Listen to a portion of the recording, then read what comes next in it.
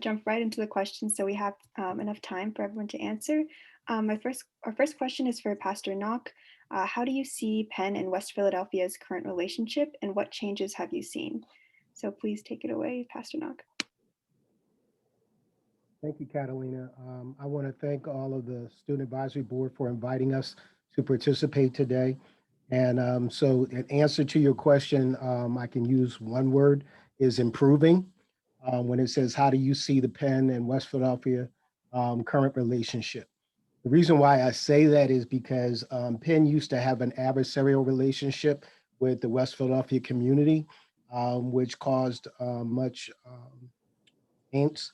And because of that, many in the community believe that University of Pennsylvania did the bare minimum in order to coexist with the community. So with that in mind, Penn was quick to reach out to the community and had a reputation for being quick to reach out to the community in order to study it and gather vital information in support of its research. But it was reluctant to share its resources and expertise in order to um, improve the lives of the residents which surrounded this world-class institution. So that led to some problems early on. I remember, and I shared earlier with some of the other members of the Student Advisory Board, when I was a youth, I used to ride my bike. I lived in Poughton Village, and I would ride my bike to the campus of the University of Pennsylvania. And oftentimes, we would, once security found us, they would chase us off the campus. With that in mind, it gave a negative connotation with the university, where many of the students that attended neighborhood schools in the boundaries of University of Pennsylvania never saw a possibility of becoming students at University of Pennsylvania. When it was time to pick colleges, we either left the state or went elsewhere to look for an educational opportunities. I also remember, and up until recently, when university primarily worked with Penn Alexander. And I remember when that building was built and how it was designed to limit the number of students in the classroom space and how difficult it was to get into that particular university. But then at one point, I was working for the school district of Philadelphia as a community liaison, and in those times, community relation liaison. And many times we would see on the news where people would camp outside Penn Alexander trying to get slots for their children to get into the school.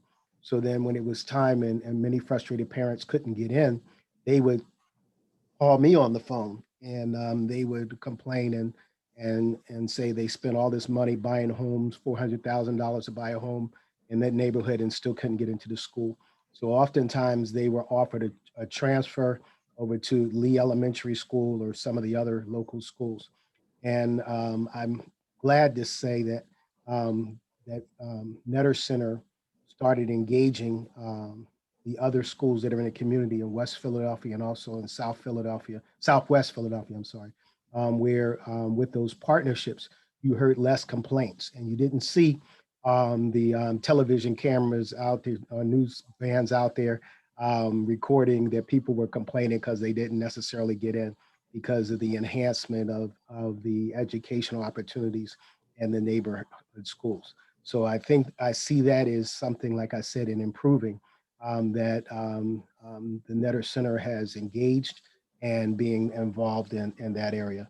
Um, Penn Netter Center has intentionally reached out to stakeholders in the community in order to enhance its accountability within the community it serves.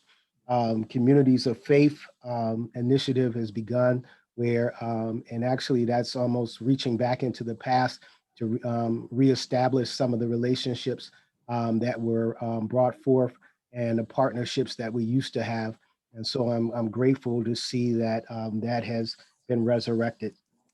I was sharing earlier as people were coming on the great opportunity that Penn Medicine involved, in which the one of the CEOs of the Penn Medicine, he noticed that there was a great disparity between whites and African Americans that were working at Penn.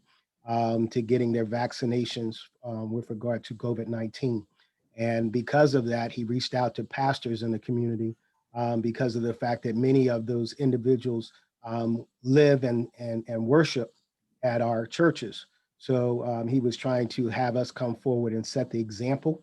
And with that, we were able to do a vaccination of 500 individuals on Saturday, along with all the pastors and their wives having an opportunity to be vaccinated on last Saturday.